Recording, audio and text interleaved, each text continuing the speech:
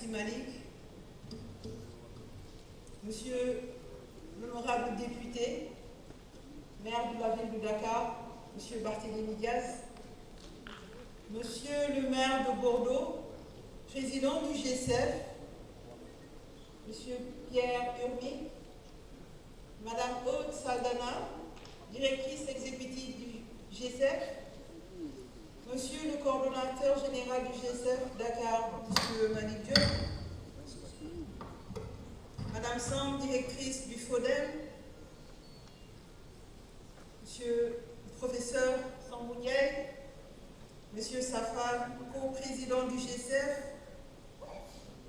Mesdames et Messieurs, chers participants en vos rangs et titres respectifs, Mesdames et Messieurs de la presse,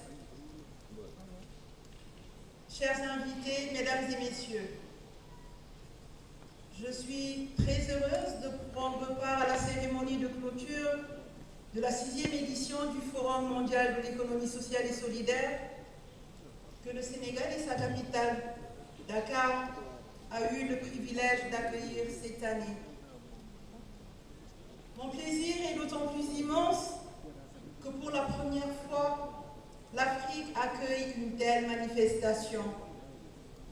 Et il est agréable de constater le choix porté sur le pays de la Teranga ne sera pas regretté par la ville de Sousse et tous les membres du G7.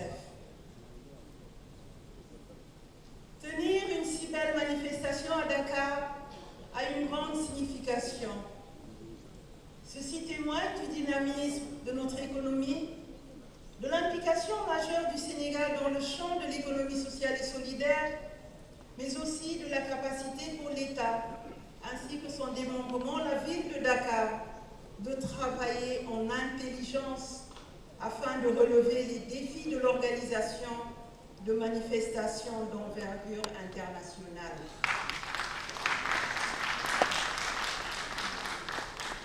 Je me félicite de voir Dakar, pendant 5 jours, rayonner comme la capitale du monde au regard des délégations venues des 4 coins du monde. Le thème, la transition des économies informelles vers des économies collectives et durables pour nos territoires, vous a amené à échanger sur les défis auxquels l'économie sociale et solidaire doit faire face. Et vous avez pu réfléchir ensemble aux solutions innovantes pour renforcer son rôle dans le développement économique et social de nos pays. C'est ensemble, pendant 3 jours, que nous avons également célébré la diversité enrichissante des pratiques de nos communautés, apprécié des expériences, mais surtout, nous avons donné la parole et avons eu le droit à des échanges qui traduisent la passion des acteurs de l'ESS que vous êtes. Ces échanges ont été riches et fructueux et ont permis de renforcer notre conviction que l'économie sociale et solidaire est une réponse viable et durable aux défis économiques et sociaux auxquels nos sociétés sont confrontées. Aux jeunes, je dirais, nous avons compris. Nous avons compris, car vos requêtes sont légitimes et vos demandes trouveront réponse. Cependant, nous vous invitons, dans l'esprit de cette forme d'entreprendre, à ne point devenir des acteurs à part, mais des acteurs à part entière de l'économie sociale et solidaire. Aux femmes, l'accès au financement reste une priorité, mais il faudra capitaliser et documenter les modèles éprouvés de pratiques sociales et solidaires. Car l'ESS, c'est ce que nous savons faire, c'est ce que nous avons toujours fait. La déclaration de Dakar résume les avancées notables depuis Séoul. Sa pertinence et son acuité sont d'autant plus réelles que toutes moment de tension qui génère des incertitudes pour les citoyens quant à leur devenir. En effet, l'humanité a fait face à la pandémie à Covid-19 qui a détruit des milliers d'emplois et déstructuré des secteurs entiers de l'économie mondiale.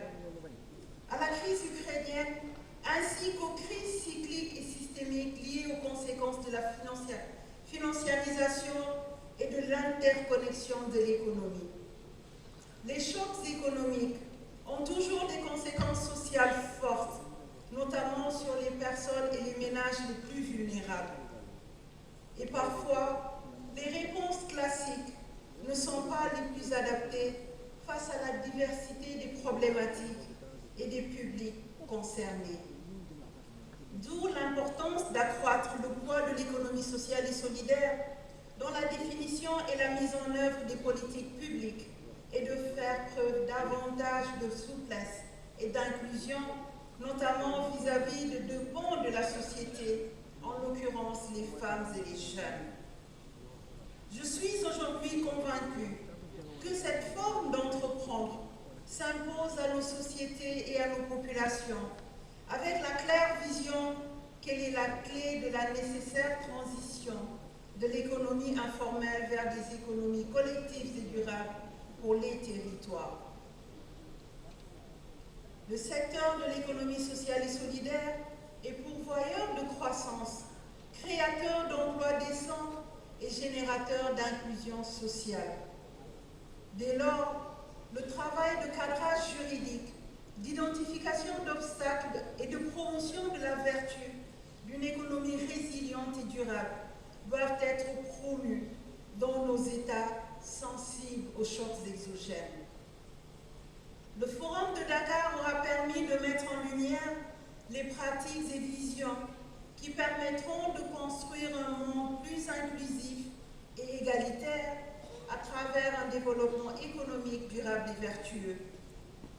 Il fut aussi l'occasion de confronter nos modèles, nos visions, ainsi que nos stratégies pour une inspiration mutuelle en vue d'un mieux-être partagé.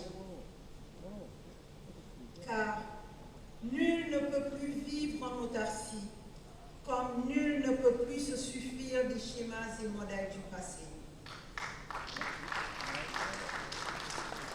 Les enjeux économiques sont complexes, diffus et nombreux, sans oublier l'impasse climatique ainsi que les questions relevant du numérique. Face aux défis, les réponses doivent être coordonnées afin de penser en commun des solutions pour un monde plus juste, plus prospère et plus durable. Le Sénégal est attentif à vos préoccupations. Au sein de l'Union africaine, comme dans les instances régionales et dans nos relations avec nos partenaires internationaux, nous avons toujours le souci d'une économie sociale, solidaire, durable, aidante, une économie dans laquelle l'être humain est au centre. Durant cette édition du Forum, plusieurs milliers de personnes provenant de tous les continents ont échangé des connaissances et dialogué sur leurs pratiques respectives. Je peux vous assurer que nombreuses de vos recommandations vont nourrir les politiques publiques. Pour conclure, je tiens à remercier une fois de plus les organisateurs, le G7, le RATES et bien entendu la ville de Dakar pour leur engagement, leur travail acharné et leur détermination à faire de cette rencontre un succès. Nous pouvons humblement dire que nous avons tous réussi ensemble.